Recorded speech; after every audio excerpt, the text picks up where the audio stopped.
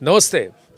खबरों के अखाड़ा में हर बार मैं आपके साथ रूबरू होता हूं, लेकिन आज एक अलग पहलू आपके सामने मैं रखना चाहता हूं, और वो भी हमारे इर्द-गिर्द जो घट रहा है, उसका हम पर सीधे क्या असर पड़ सकता है। सबसे पहले इसको समझने की कोशिश करते हैं कि कल रात को ही पाकिस्तानी एयरफोर्स ने काबुल में जाकर के एयर स्ट्राइक किया, वो भी इस क्लेम के साथ कि उन्होंने तहरीक-ए-तालिबान पाकिस्तान के सरगना वली महसूद को अटैक कर दिया है और उसको न्यूट्रलाइज कर दिया है। लेकिन न्यूज़ 18 के पास ये पुख्ता खबर है कि इस वक्त नूर वली खां महसूद केपीके में था। उसका बेटा और उसके कुछ साथी 30 लोगों जो मार दिया गया है, 30 से ज़्यादा लोग जो मरे हैं, उसमें कई सारे तहरीक-ए-तालिबान पाकिस्तान के फाइटर शामिल हैं, और उसमें नूर वली खान महसूद, जो कि तहरीक-ए-तालिबान पाकिस्तान का 2018 से सरगना रहा है, उसका बेटा भी मारा गया है। अब इसके बहुत सारे मायने और पहलू हैं जिसको हमें समझने की आवश्यकता है। ये अटैक पाकिस्तान करता कब है? ये अटैक पाकिस्तान तब करता है जब तालिबान का विदेश मंत्री आमिर खान मुत्तकी रूस में जाकर मीटिंग करने के बाद दिल्ली आता है, और ये उस रात को होता है जिसकी सुबह में आमिर खान मुत्तकी को एस जयशंकर से मिलना है और NSA अजीत डोभाल से मिलना है, और एक और ख़ास ग्रुप से आमिर खान मुत्तकी मिलने वाला है, और वो है देवबंदी जितने भी उलेमा हैं, उनसे दिल्ली में उसकी मुलाकात है। अब देवबंद उत्तर प्रदेश में इसकी शुरुआत हुई थी, इस देवबंदी सेक्ट की। लेकिन आपको बता दें कि मुल्ला उमर से लेकर मसूद अज़हर तक सब देवबंदी हैं। तो ये सब देवबंदी स्कूल पढ़कर और कहीं ना कहीं पाकिस्तान सुन्नी फ़िरक़े से देवबंदी सेक्ट का सरगना या अपने आप को उधर का हेडक्वार्टर बनाने की कोशिश कर रहा था। अब अगर आप देखें तो इस्लामी फ़िरक़ों में कई सारे, कहीं वहाबी सेक्ट है जो कि वाहब की तरफ से आए थे, देवबंदी सेक्ट है, फिर बरेलवी है, और ये बरेलवी तहरीक-ए-लब्बैक सारे बरेलवी हैं। ये बरेलवी पहले नवाज़ शरीफ को सपोर्ट करते थे, और नवाज़ शरीफ को तोड़ने के लिए पाकिस्तानी मिलिट्री ने तहरीक-ए-लब्बैक का इजाज़ किया, जिन्होंने फिर PTI यानी पाकिस्तान तहरीक-ए-इंसाफ को सपोर्ट किया। अब और फिर इमरान खान के दौरान, उसके टर्म के दौरान भी तहरीक-ए-लब्बैक सड़क पर उतर गए थे। तो आपको अगर देखें तो इस्लामिक रिपब्लिक ऑफ पाकिस्तान के अंदर भी अलग अलग फ़िरक़ों में एक तरह से एक रस्साकशी चलती रहती है। अब यहाँ पर जब देवबंदी सेक्ट के सरगनाओं से, उलेमाओं से अगर आमिर खान मुत्तकी मिल रहा है, तो इसके कई सारे इशारे हैं कि तालिबान पाकिस्तान के चंगुल से निकलकर अपना खुद का रास्ता तय कर रहा है।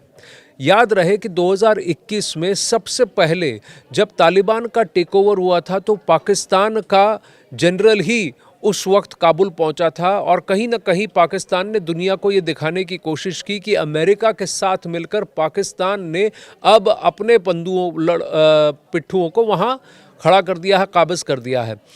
तालिबान के अंदर भी एक कंदाहारी फ़िरका है, और जिसका शुरा कंदाहार से आता है, और दूसरा एक फ़िरका है जो हक्कानी यानी पाकिस्तान कंट्रोल करते हैं। तो इसमें भी वहाँ बंटवारा है तालिबानी लीडरशिप के अंदर, और एक शुरा है जो कंदाहार में है, और दूसरा जो कि हक्कानीज़ हैं और जो कि पाकिस्तान से निकले हुए हैं।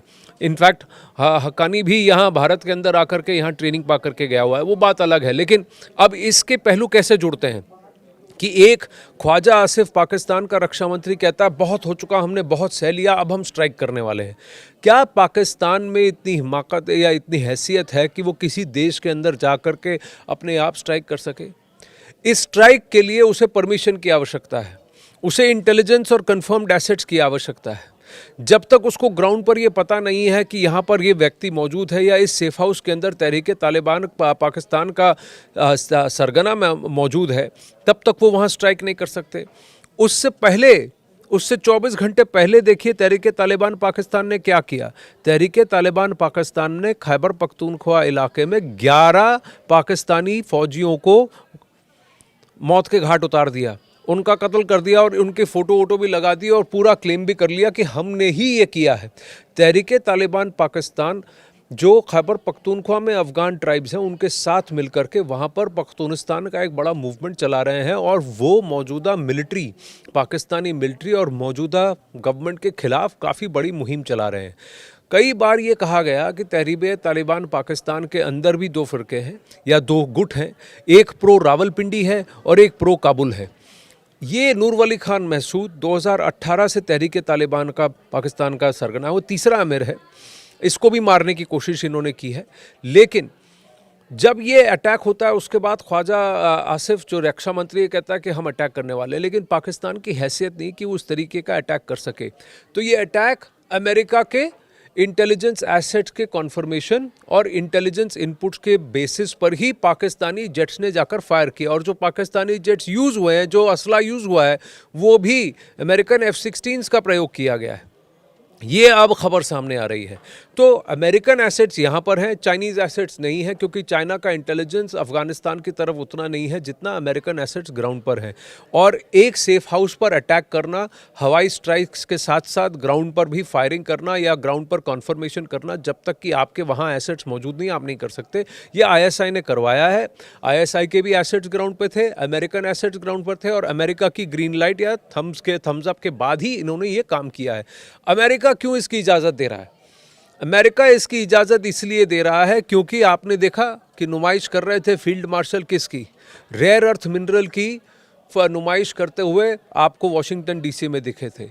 $500 मिलियन से ज़्यादा का सौदा हुआ है, उसमें से 470 मिलियन डॉलर्स जो पैसा आया या फिर उसको दिया गया, वो उनकी F-16 और जो जेट्स और जो कमांड सेंटर्स ऑपरेशन सिंदूर में बर्बाद हुए थे उसको ठीक करने के लिए लगाया गया। फिर IMF की तरफ से $1 बिलियन दिया गया है रिलीफ के लिए, ताकि पाकिस्तान की इकोनॉमी को खड़ा किया जा सके। लेकिन जैसे ही वो पैसा यहाँ पर रिलीज होता है, इधर ट्रंप के बेटे के साथ पाकिस्तान एक क्रिप्टो डील करता है। तो आप देख रहे हैं कि कैसे अलग अलग पहलू हैं, अलग अलग लेवल्स पर ये डीलिंग चल रही है, और जिसकी वजह से पाकिस्तान को ये अवसर दिया गया कि आप जाकर के वहाँ पर काबुल पर स्ट्राइक कीजिए। यहाँ क्या होगा? अफगानिस्तान और पाकिस्तान के बीच में एक ड्यूरेंट लाइन है। जितने पश्तून हैं और जितने अफगान ट्राइब्स उस इलाके में रहते हैं, उनको लगता है ये पूरा इलाका एक है, ये पख्तूनिस्तान कहा जाना चाहिए। और ये ड्यूरेंट लाइन को लेकर के अफगानिस्तान और पाकिस्तान के बीच में पहले भी तन चुकी है। 2021 के बाद इस ड्यूरेंट लाइन के बारे में ज़्यादा बात नहीं हुई थी।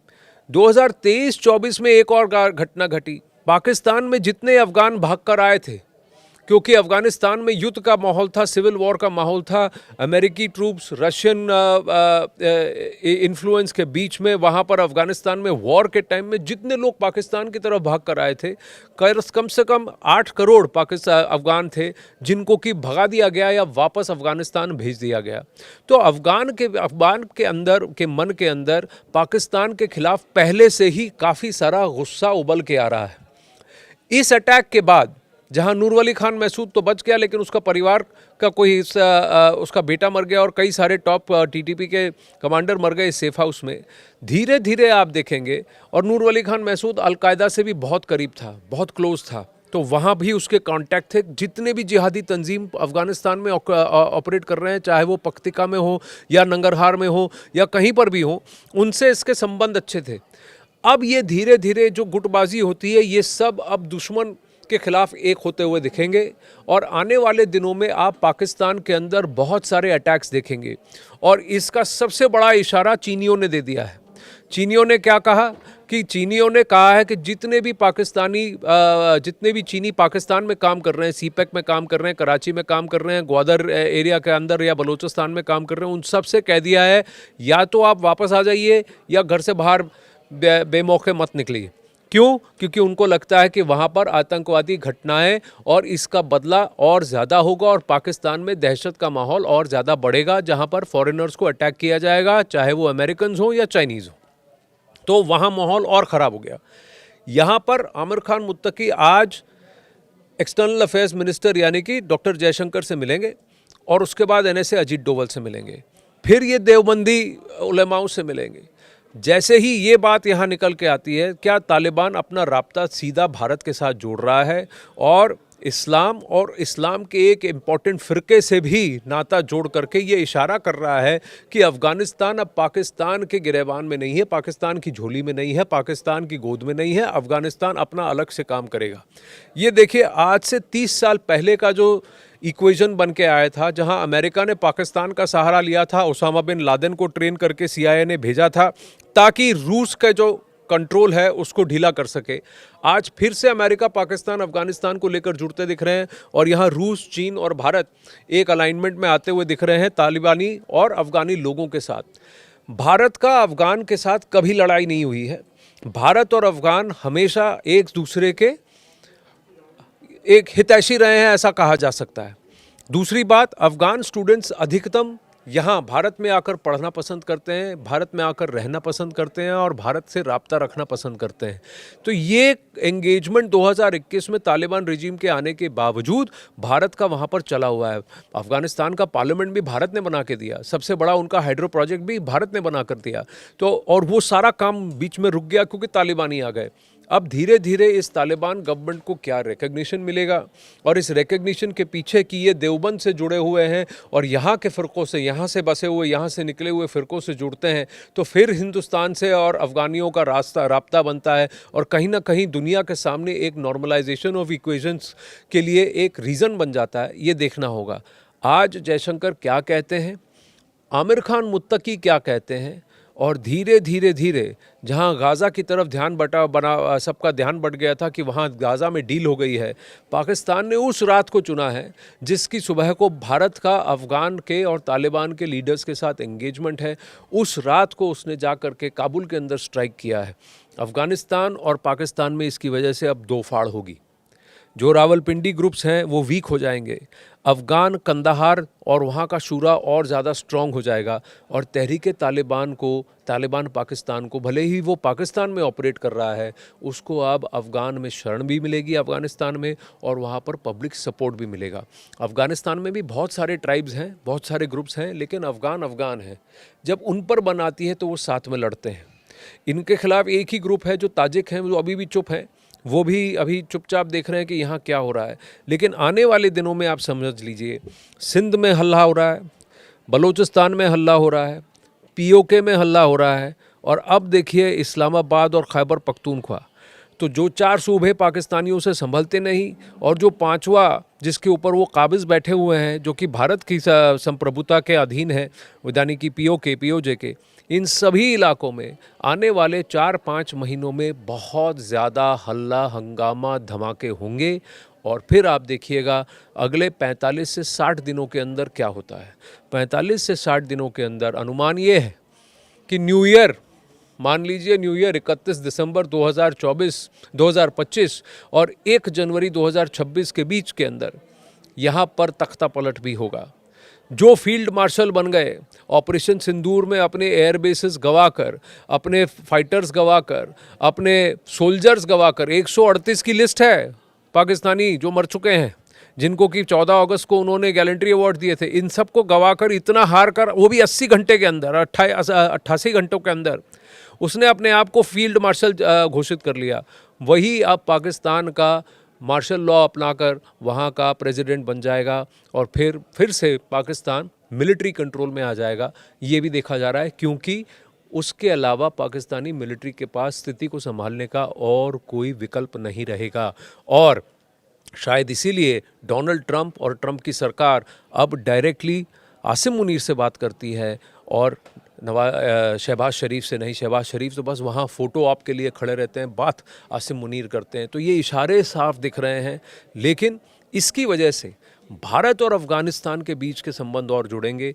तालिबानी और जो वहाँ पाकिस्तान परस्त थे वो सब धीरे कम होंगे और ये पूरा अफ़गानिस्तान और ये इलाका धीरे धीरे एक रीग्रुपिंग आप देखेंगे, जो आज से 30-35 साल पहले था, वही रीग्रुपिंग आज फिरते बनती हुई नज़र आ रही है। और सबसे बड़ी बात, अमेरिका बाग्राम एयरबेस पर वापस काबिज़ होना चाहता था, अब कोई चांस ही नहीं है कि अफ़गानिस्तान और ये तालिबान सरकार अमेरिका को बाग्राम एयरबेस पर फिर आने की का मौका देगी, अवसर देगी। तो इस बाग्राम एयरबेस पर कंट्रोल पाने के लिए अब चीनी शिरकत करेंगे, शायद रूस धीरे धीरे शिरकत करेगा, या फिर ये भी हो सकता है कि भारत से आग्रह किया जाए कि आप इस बाग्राम एयरबेस के रखरखाव में हमारी मदद करें।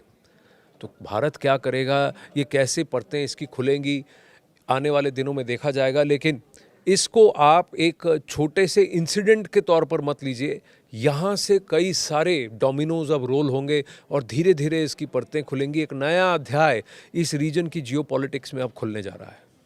नमस्ते।